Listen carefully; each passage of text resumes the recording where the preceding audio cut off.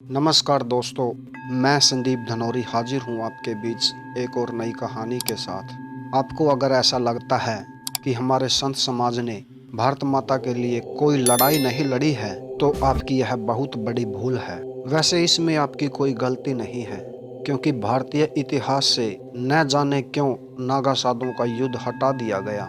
नागा साधुओं का युद्ध, जिसमें भारत माता की रक्षा के लिए 2000 साधु संत तो शहीद हो गए थे, लेकिन दुश्मन 4 कदम भी आगे नहीं बढ़ पाया था। कुछ लेखक बताते हैं कि तब नागा साधुओं के एक हाथ में तलवार थी और दूसरे हाथ में शास्त्र, धार्मिक किताबें थी। संतों को धर्म भी बचाना था और देश भी। उस वक्त अफगानी शासक अगर आगे बढ़ जाते तो लाखों लोगों का कत्लेआम हो सकता था, हिंदू मंदिर तोड़ दिए जाते। लेकिन हर साधु ने अपनी बहादुरी का परिचय दिया और मरने से पहले एक एक साधु ने सैकड़ों दुश्मनों को धूल में मिला दिया था।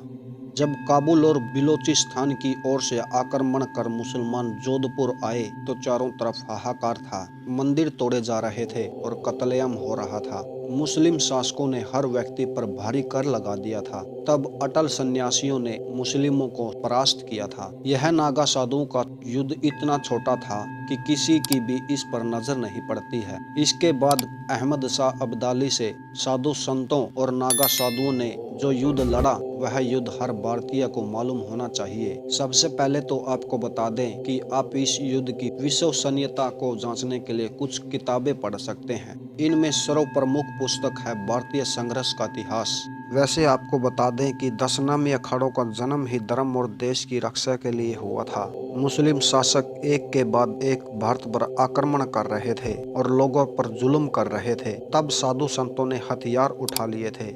ऐसा ही कुछ तब हुआ था जब अहमद शाह अब्दाली दिल्ली और मथुरा पर आक्रमण करता हुआ गोकुल तक आ गया था। लोगों को काटा जा रहा था, महिलाओं के साथ बलात्कार हो रहे थे और बच्चे देश के बाहर भेजे जा रहे थे। तभी गोकुल में अहमद शाह अब्दाली का सामना नागा साधुओं से हो जाता है। 5000 साधुओं की सेना कई हजार सैनिकों से लड़ गई थी। पहले तो अब्दाली साधुओं को मजाक में ले रहा था, किंतु तभी अब्दाली को एहसास हो गया था कि यह साधु अपनी भारत माता के लिए जान तक दे सकते हैं। इस युद्ध में 2000 नागा साधु वीर गति को प्राप्त हुए थे। लेकिन सबसे बड़ी बात यह रही कि दुश्मनों की सेना 4 कदम भी आगे नहीं बढ़ पाई थी। जो जहां था वहीं ढेर कर दिया गया था या फिर पीछे हटकर भाग गया था। तब से कई मुस्लिम शासक जब यह सुनते थे कि युद्ध में नागा साधु भाग ले रहे हैं, तो वह लड़ते ही नहीं थे।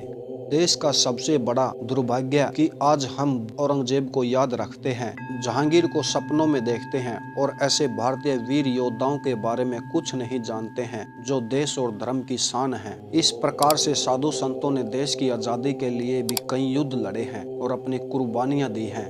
ओम नमो नारायण। हर हर महादेव।